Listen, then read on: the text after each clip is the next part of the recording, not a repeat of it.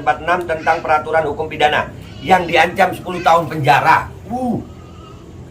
Gimana kabarnya ya kalau Pak Luhut akhirnya ditahan sesuai dengan hukum ya? Ngopi dulu dah. Kalau Pak Luhut ditahan, Babe mau ngapain? Mau besuk? Bawain kopi, ngopi bareng kita, Pak. Asik. Buat selimut. Ada yang tumpengan ya?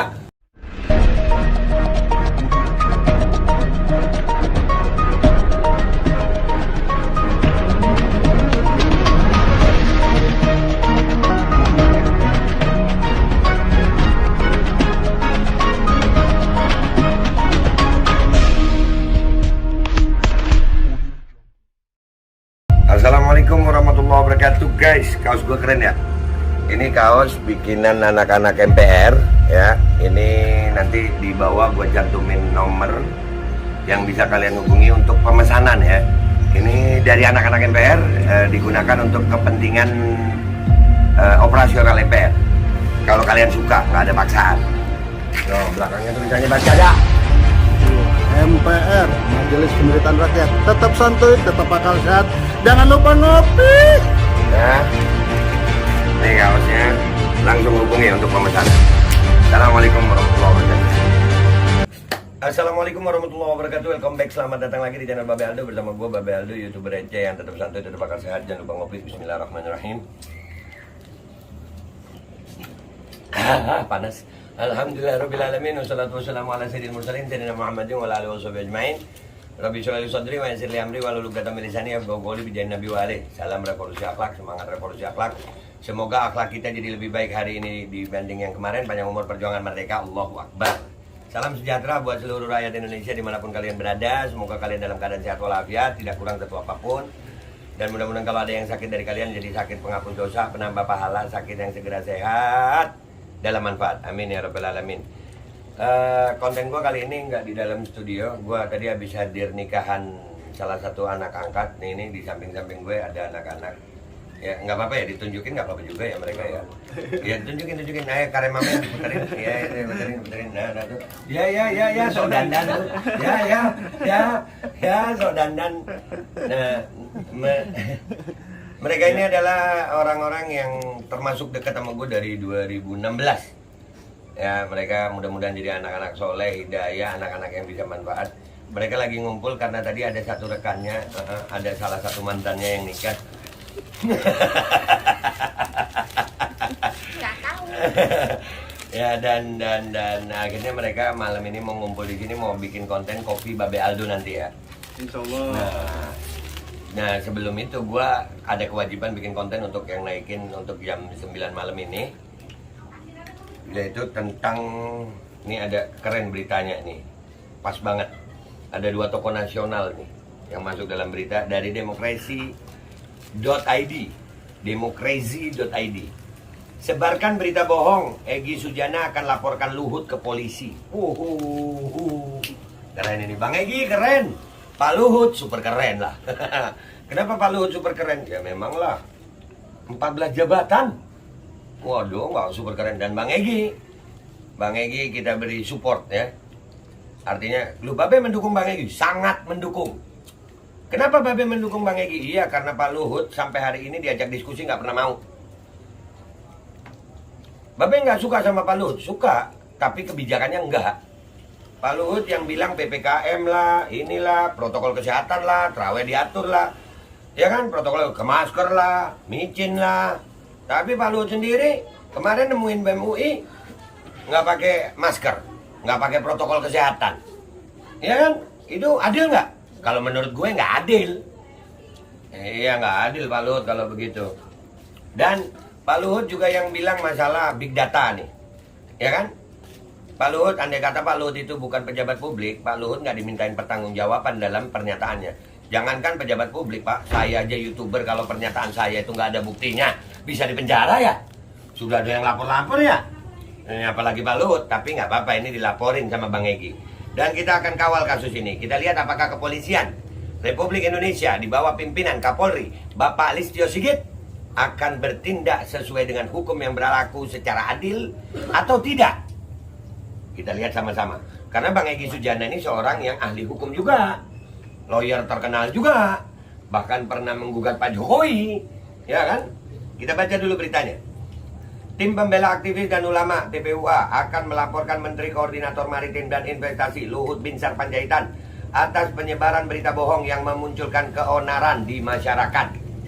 TPUA akan mengambil inisiatif membantu aparat untuk melaporkannya agar Luhut Panjaitan diproses hukum, kata Ketua TPUA Egy Sujana kepada redaksi Suara Nasional Ahad 16 April 2022. Bagus Pak, semangat TPUA.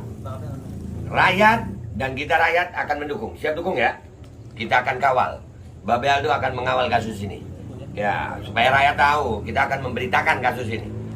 Pernyataan Luhut soal 110 juta data dukungan tunda pemilu berdasarkan Big Data adalah berita atau pemberitahuan bohong yang menerbitkan keonaran yang memenuhi unsur-unsur pidana sebagaimana dimaksud pasal 14 ayat 1 UU nomor 1 tahun 1946 tentang peraturan hukum pidana yang diancam 10 tahun penjara. Gimana kabarnya ya kalau Pak Luhut akhirnya ditahan sesuai dengan hukum ya? Ngopi dulu dah. Kalau Pak Luhut ditahan, Babe mau ngapain? Mau besuk? Bawain kopi, ngopi bareng kita Pak. Asik. Bukan selimut.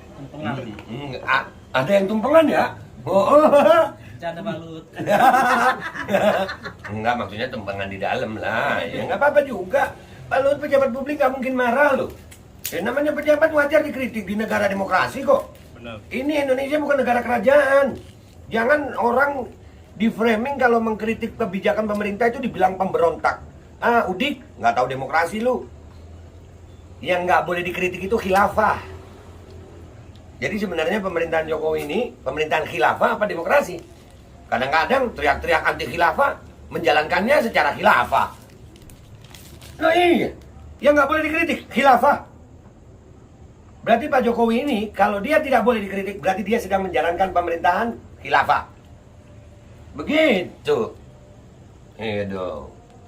Barang siapa menyiarkan berita atau pemberitaan bohong dengan sengaja menerbitkan keonaran di kalangan rakyat, dihukum dengan hukuman penjara setinggi-tingginya 10 tahun. Pasal 14 ayat 1 UU nomor 2 tahun 1946. Kata Egy, pasal 14 ayat 1 UU nomor 2 tahun 1946 kategori delik umum, bukan delik aduan. Artinya, kalau delik umum itu nggak perlu ada yang ngadu mestinya.